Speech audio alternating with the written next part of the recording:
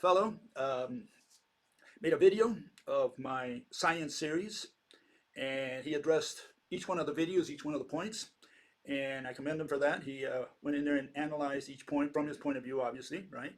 And I think more people should be doing that, not necessarily with me, but with their teachers. I mean, if you have instructors or teachers in college or school or high school or whatever, I think you should put them on the spot, see how much they know, if they can defend their positions. Okay, and that's, I think, good for morale in science.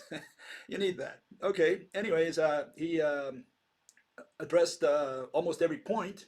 I think he addressed them all, in fact. And one of the issues there is that, he said that he's not a scientist or that he's not a physicist, okay? And we don't hold that against him here. I mean, under no circumstance. We don't care if he's got a PhD or he's just got a high school. We don't care, okay? We're going to look at his arguments, okay? That's important here, at least. And so we don't care if he's got a Nobel Prize or he just came out of school. That's one issue. The other one is that, since he addressed each one of the issues that I raised in my videos, there's no way I can have one lecture with all that, to address each one of those points. So I'm going to be doing that over the next few weeks. I was going to be addressing those same topics in one way or another in the next few weeks anyways, because that's why I was making the science series, okay? So in a way, it comes in very handy to use his video as a guide. And one of the issues there is that, this fellow represents, as far as I'm concerned, I mean, I've been in this for 25 years now, and I've heard it all, okay? And I can tell you one thing, this fellow has the same idea that 99% of the people out there have, and what I call misconceptions of science, misconceptions of physics. And those I want to address. But it's good because he's the typical case for what people usually think out there, what people say out there. So he's a perfect case for this. Anyways, the issues I'll be addressing in the coming weeks, okay, I want you to put it in the right context so that you're aware, those who want to follow the series, okay? And I'm going to be looking at what is science about, what is physics about, okay? I'm going to compare the scientific method versus what I call the mathematical method, okay? What's the mathematical method? It's what we have today, and that we've had now for 400 years, okay? That's essentially what I'm going to call the mathematical method. Why do I call it mathematical? Because they do everything by magic. Black magic. What is black magic? When you move concepts around. You transfer energy, you wave the wave, you vibrate the field, and there are no such physical objects in physics. Okay, so we're going to distinguish objects from concepts, as you can see there at the bottom. We need to know what a difference is between an object and a concept, and that's 90% of the problem there, as I like to say. The definition of the word object destroys all religions. And I'm going to look at explain versus describe, another big major problem. People don't understand the difference between an explanation and a description. A lot of people think that an explanation is just a bunch of descriptions, a series of descriptions.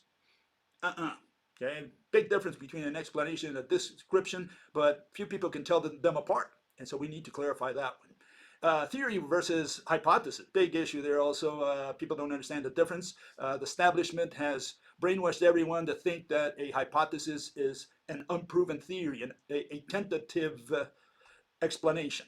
No, that's not what a hypothesis is at all, okay? We're going to address that. And then we're going to look at rational versus irrational, because everybody wants to think of themselves as rational. And we're going to show that no, we define what rational is, what irrational is, and then whoever meets those criteria is either rational or irrational. Okay, so we go by definitions. And so what are we going to be addressing specifically? Well, here you have it. These are the invisible, intangible mechanisms, objects, things out there that the mathematical establishment has never been able to address, never been able to answer. Okay, and so they invoke gravity. Nobody can understand in mathematical physics, right? Nobody can understand what causes gravity, how it's caused, how Mother Nature does it. They can tell you how it does, how it moves, like, the acceleration, that sort of thing. But they can't tell you the cause. How does Mother Nature perform this magic trick? That's what they cannot explain. So the mechanisms, that's what we're looking at. Magnetism, how does a magnet attract another? They don't have an explanation for that. People think they have, but again, they confuse description with explanation. And electricity, they have no idea how electricity works, mainly because they don't know what an atom looks like, which is the next one there, atomic architecture, behavior. They have this little bead rolling around the nucleus, and the only answer they have to give there is, why doesn't the electron fly out of the atom. Like, why doesn't the Earth fly out of the solar system? Same thing here. If the electron is a little bead that goes around or is somewhere around the proton, the question there is, why doesn't it spontaneously fly away or fall into the nucleus? And if you cannot explain that, you do not have an explanation for electricity, because electricity today is defined as the flow of electron beads. So we have a problem with electricity if the atom that they're basing it on is bunk. Okay, and then light, of course, you need to understand what physical entity mediates light. And why are these important, invisible and intangible? Because we figured out pretty much, all the visible stuff. You ask a kid, how did the cart move from A to B? Okay? And he says, very simple. I attached the cart to a horse, and the horse pulled it, and that's how it went from A to B. And we all look at that, if he shows us a movie of that, right, or even with his explanation, and we all understand it. We understand it. Why? Because we see all the objects. Okay, we see everything there in front of us. We see the cart, we see the reins, we see the horse, and we see it moving. We see the movie of that, and we all understand it just by looking. You don't need to go to the university. You do not need to understand mathematics. All you need to understand is how that cart moved from A to B, and a 10-year-old can tell you that. Okay? And so what's the issue? The issue is that, all these invisible, intangible entities, what's the problem there, or mechanisms or phenomena? The problem there is you cannot see the mediator. That's the whole problem. Here you have the pen, okay? We let go of it, it falls to the floor, right?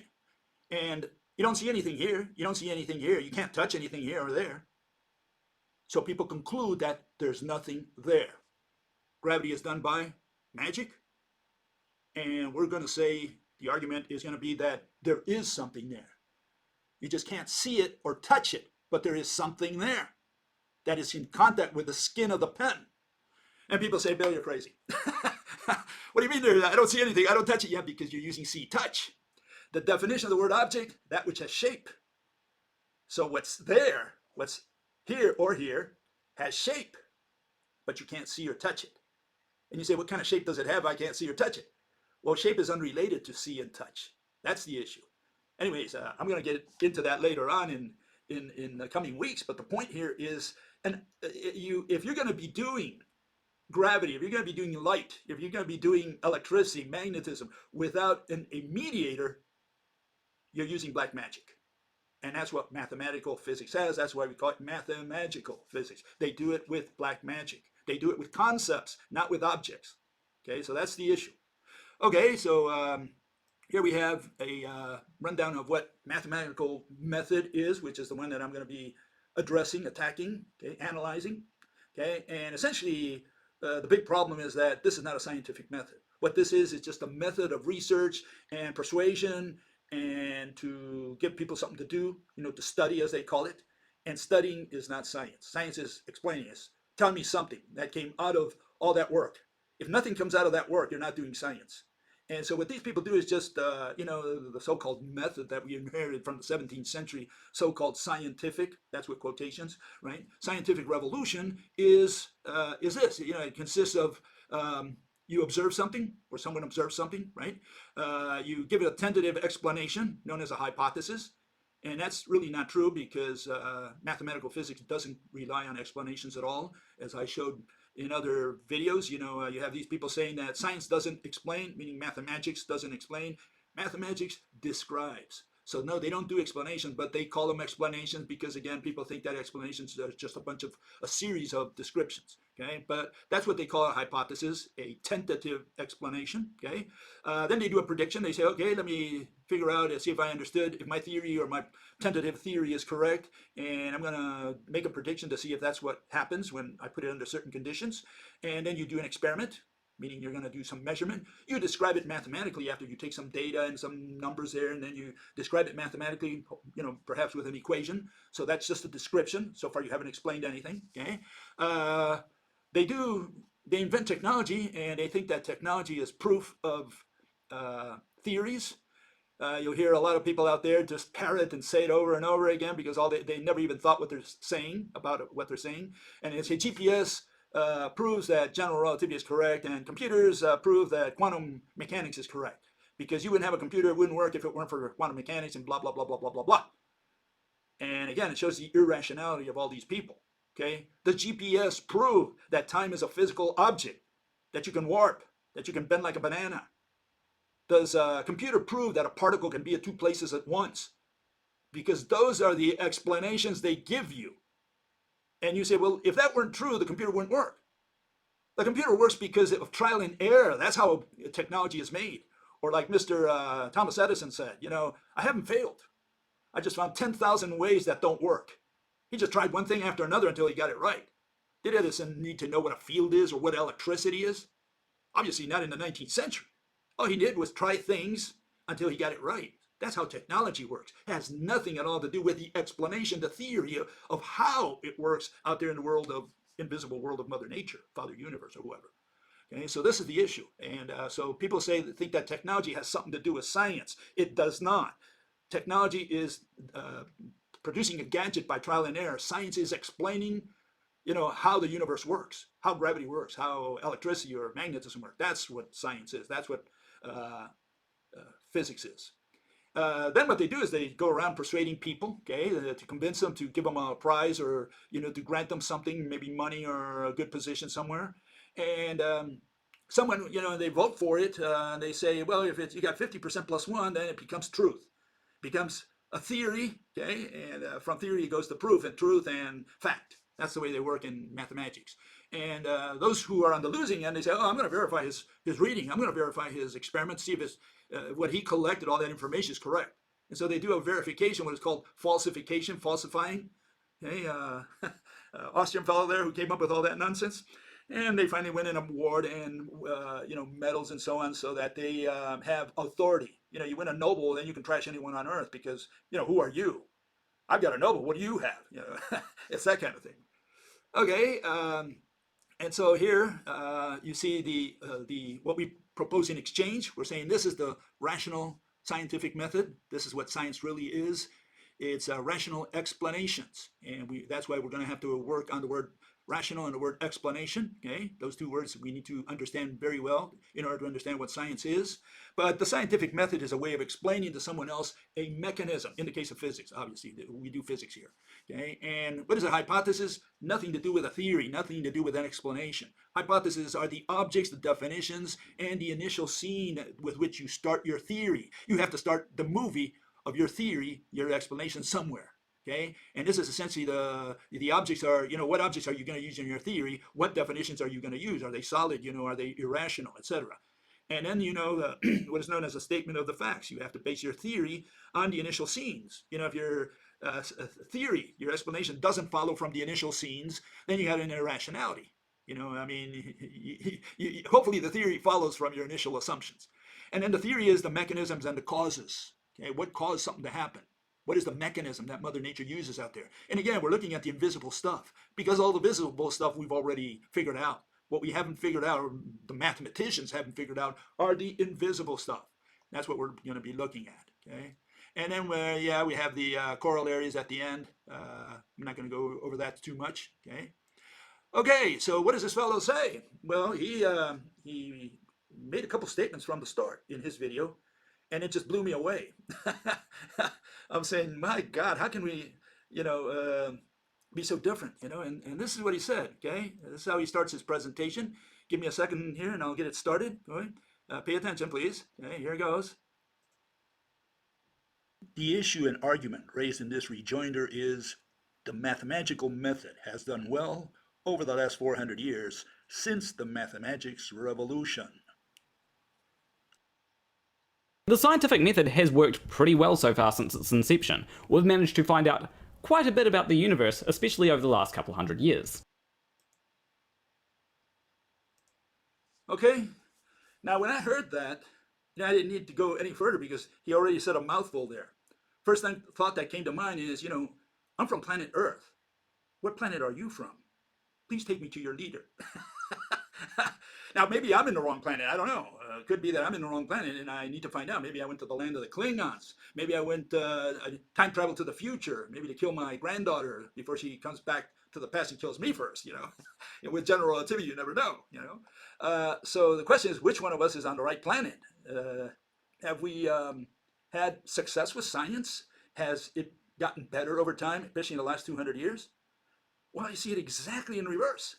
I'm saying that we have made no progress in the last 2,500 years, since the days of the Greek at least, right? And in the last 200 years, more like 150 years, last 150 years, we went backwards. We got worse. We have more and more irrational explanations for common phenomena. We don't have rational explanations. And so this fellow says we made progress. I'm saying we have not made progress. One of us is on the wrong planet. Okay, it could be me. Okay, well, that's what we're going to find out. Okay, so let me show you some irrationalities that I just kind of brainstormed so as to guide today's lecture. Okay, that just can't pop into my head.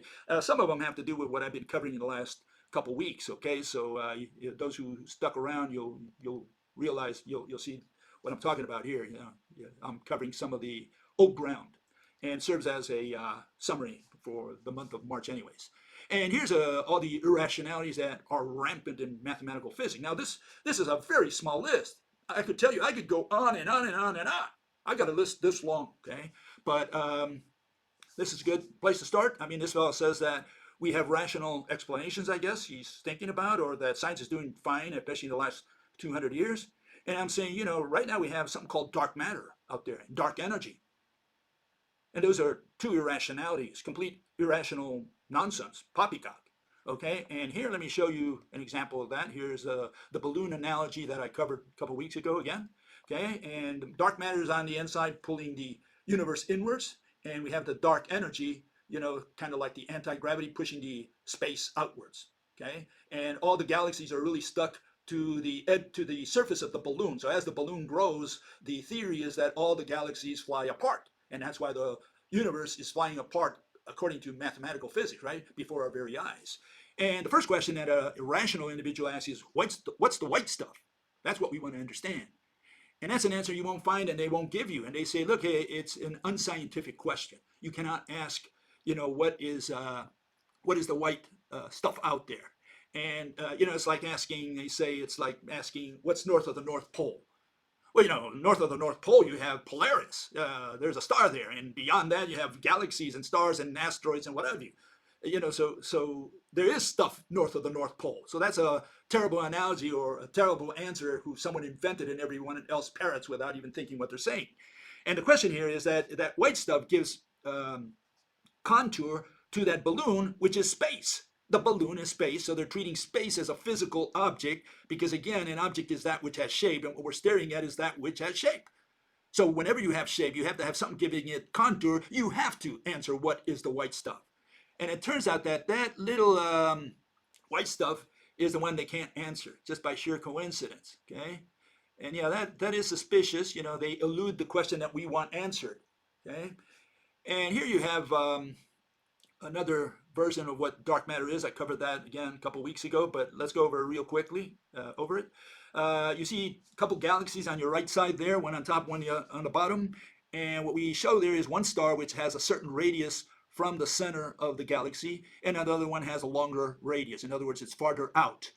And what the mathematicians, the astronomers out there eventually concluded is that the ones on the outside travel at the same speed or faster than the ones on the inside. And that's counterintuitive because, you know, that would be like Pluto traveling faster than Mercury around the sun. That's essentially what you're staring at there. And so how did they come up with this dark matter, which is that halo that you see around each galaxy? Okay, I made it visible. Okay, and you know, I direct your attention to the bottom left of the screen there where you see that little equation. Now, you don't have to have any math to understand what I'm going to, because I'm looking at this from a conceptual point of view. You have that little v, which is velocity. We don't care about the square because, again, we're looking at it conceptually. And you see the big R, which is the radius. And the issue is, as R gets bigger and bigger and bigger, okay, the radius gets bigger and bigger in a galaxy. In other words, the star is farther and farther away from the center of the galaxy. The little v there, the one with velocity squared, the little v is getting bigger. And you say, how can that be? It's totally contrary to what the equation tells you. It should be the other way around. If R goes big, then the v should go smaller. And what they've done is, to compensate for that, they invented this variable called dark matter. Dark matter is just a bunch of mass, artificial mass, that they put in the equation to compensate, actually overcompensate, to make sure that the velocity matches what they see, what the astronomers see out there in the night sky. That's the issue. Okay, so dark matter is a variable, and they turn this variable into a physical object, into particles. Okay, and now they're searching for them, and they're saying, well, what else could it be? And yes, we have a different explanation for that. I've talked about that in the past several times, so I'm not going to cover it here. But the point is, these people have a variable which they turn into particles, mass, which they needed to compensate for the extra radius so that the velocity matches what the astronomers see out there. And so it's a mathematical contraption, nothing but. But since they can't think of any other mechanism, they say we proved it. There is dark matter out there. And that's the majority of the mathematicians. There are others who go with modified Newtonian, and a couple other people are searching for other intermediaries between one and the other. But essentially, they're looking for mass. They're saying the only way we can explain that is with mass. And it turns out, dark matter, according to our theory, has nothing at all to do with mass. Okay? Nothing. Okay, so that's dark matter and dark energy. Black hole. I mean, how irrational can you get other than the black hole? This person says we've done a lot of progress in the last 200 years. What we invented in the last 200 years, at least 150 years since Einstein. Einstein never believed in black holes, but I mean, you had all these other people who took Einstein's equations, they turned them into a black hole, and today we have this monster called black hole, and it's an irrational entity. Only dum-dums, believe in black holes. And you say, why is it an irrational entity? Well, very simple. I mean, it's a no-brainer. Okay, there is no such thing as a black hole because a black hole is zero-dimensional, zero size, and has no matter in it. And mass is the quantity of matter, if I remember correctly from high school, long time ago. Okay, so give me a second here. It's the quantity of matter, a measure of a quantity of matter. Of course, and if it's got no matter, it's got no mass. And so let's see, zero-dimensional, no volume, no size, no mass, no matter. It looks like you're talking about nothing. And they say this nothing called a black hole moves stars around and sucks the skin, their gaseous skin from the star. So yeah, we have an irrationality. And these people just say, oh, they proved that they even took a picture of it. Okay, so we got a problem because these people don't understand that a black hole is zero-dimensional. No size, no nothing. They don't understand that. And they said, Bill, you're crazy. What do you mean it's no size? I mean, I have several people who told me that. They said, no one says that a black hole has zero size and no volume, no dimensions, no matter, meaning no mass. Where did you get this, Bill? Okay, so let's put evidence, proof, right? That's what these people believe in, right? Authority, above all authority. I mean, some of you know a guy named Stephen Hawking. He was a British mathematical physicist, died a few years ago. And he wrote a book, a famous book called A Brief History of Time. And, some of you might be aware of that book. I guess if you've been in the industry of physics, right, you should know something about Stephen Hawking. This is what Hawking has to say. This is not me. Okay? You can check it out for yourself, verify it on your own. You don't have to trust my word here, okay? And here it is, okay? This is what good old Stevie says, okay? He's talking about Chandrasekhar, a fellow who worked for Arthur Eddington and got a Nobel Prize. And so he's explaining how Chandrasekhar, Indian fellow, won his Nobel Prize. And he won it for proving with mathematics, right? Doing mathematics, equations, that kind of thing, right? Proving that a black hole is zero-dimensional. Here it is, calculated that a cold star more than about 1.5 times mass of the sun would not be able to support itself against its own gravity. Would it collapse to infinite density? Infinite density, ring a bell? Eddington was shocked by that implication, and he refused to believe Chandrasekhar's results. Eddington thought it was simply not possible that what? That a star could collapse to a point. Meaning, what did Einstein say? Einstein himself wrote a paper in which he claimed that stars would not shrink to zero size. Let me say that again. You probably didn't hear it. Zero size. That's not me saying it. That's Stevie there, okay? However, he was awarded the Nobel Prize in 1983 for his early work on limiting mass of cold stars. Chandrasekhar had shown that the exclusion principle, right, quantum mechanics, could not halt the collapse of a star more massive than the Chandrasekhar limit. Zero size. You say, well, it must have been a typo. Okay, so let's go to his other part of the book, his book. It says the following, as Penrose showed. Penrose, a fellow also who just won a Nobel Prize I think last year, showed that a star collapsing under its own gravity is trapped in a region whose surface eventually shrinks to zero size. So we have all these people proving zero size black holes, singularities, okay? And since the surface of the region shrinks to zero, so too must its volume. All the matter in the star will be compressed into a region of zero volume. Is anybody hearing me? I'm talking about zeros here, okay? Zero size, zero volume. In other words, one has a singularity contained within a region of space-time known as a black hole. Okay, now, this is not me. I didn't invent this, okay? You can find it in the book.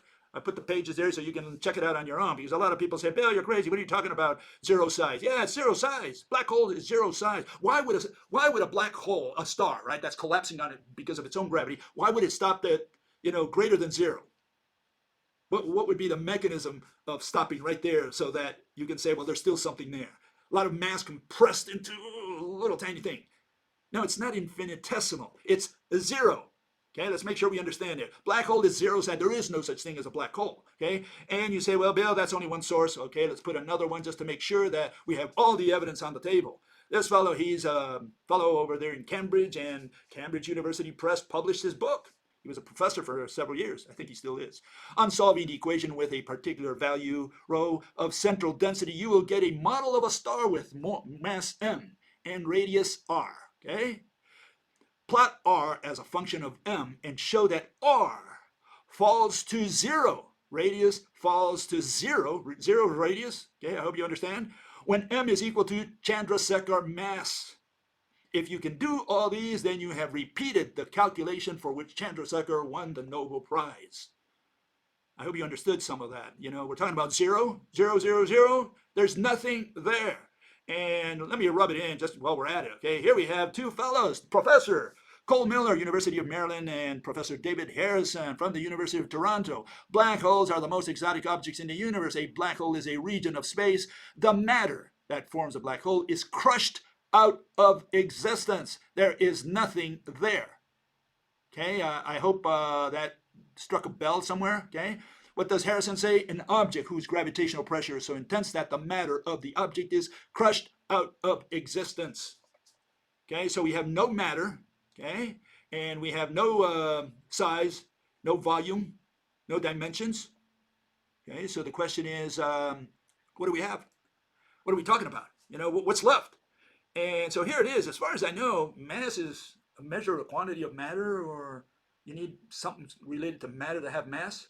I think so, okay? Well, here we have it, okay? We have all these folks, the dictionary, the Wikipedia, all of them say the same thing. Mass is a measure of how much matter an object contains. Turns out a black hole crushes all matter out of existence, okay?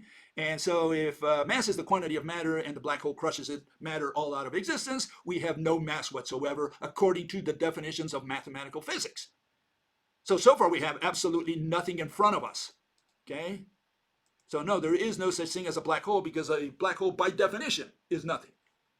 They defined nothing.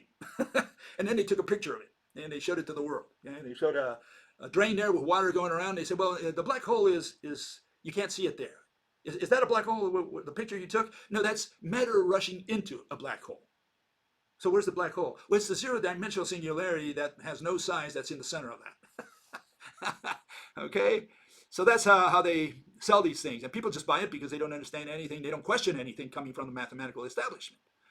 Okay, how about Big Bang there we have? Next one down on the list. Here we have Big Bang, okay? And I showed this the other day, okay? Our universe, according to mathematics, space, time, and matter are all in there.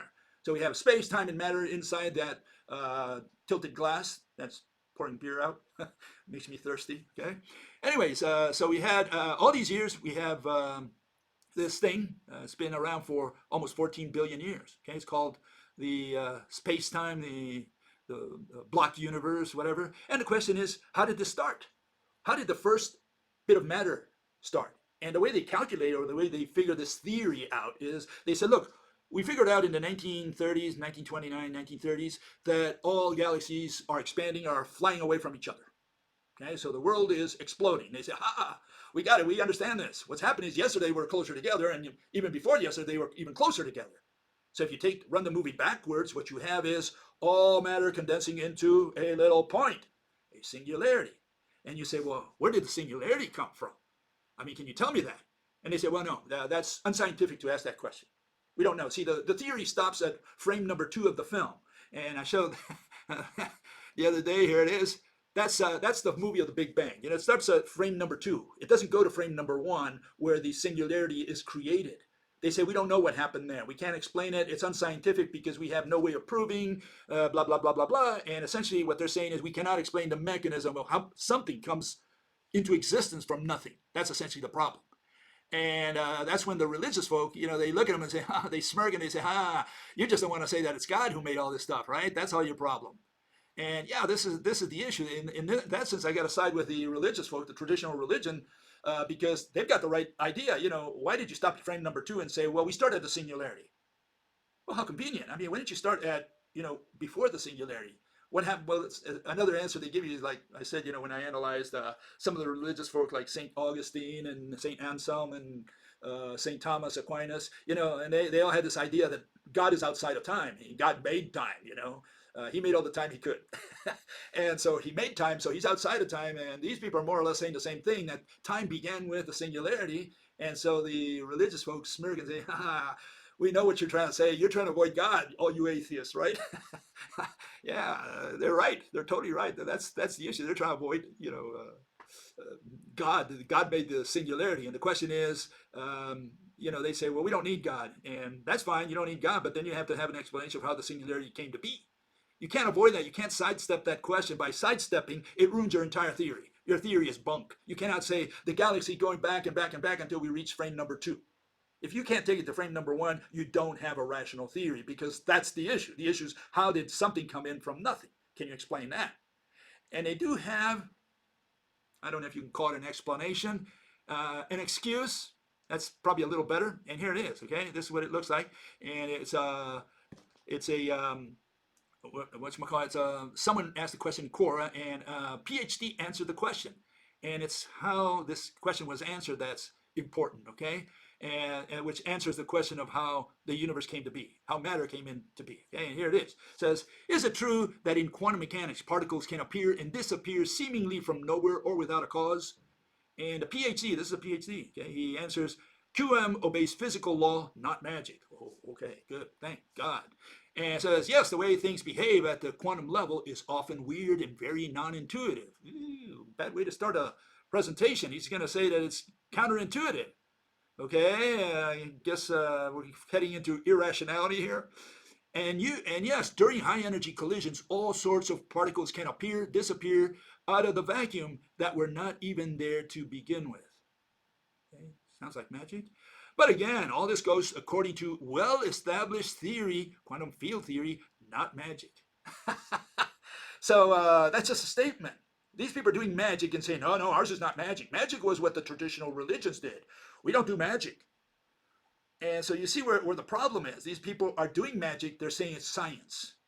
And so, yeah, this fellow, he was educated with all this stuff, time dilation, some of the others there. I'm not going to go over all those. But he was educated with all this stuff, or read about him, I guess. And he just accepted it at face value on the basis of authority.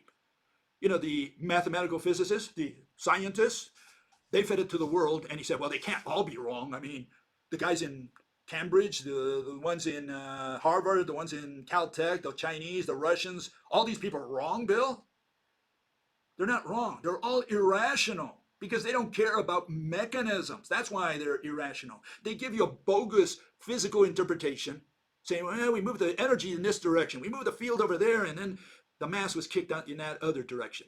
So they talk about all these concepts, and people say, whoa, that's over my head. I guess because all you mathematicians know all those equations, and you talk about mass and all this stuff we don't understand, so you must be right. And essentially it amounts to what happened in the Middle Ages, where the only person in the village who could read was the priest. And so he would tell them what the Bible said, and everybody else had just to accept, whether they liked what they were hearing or not. They had to accept it because the only guy who could read was the priest. And we have these priests, the modern day priests are the mathematicians. They've been handed this, the mathematical world, and people say, well, I don't understand all that stuff, so I'm just going to rely on what he says. And when all the mathematicians say, we all agree, space-time, black holes, dark matter, particle at two places at once, people say, well, it must be true because they can't all be wrong. So it's an issue of authority, nothing but, okay? If they're all irrational, if they're all flat earthers, we're all screwed.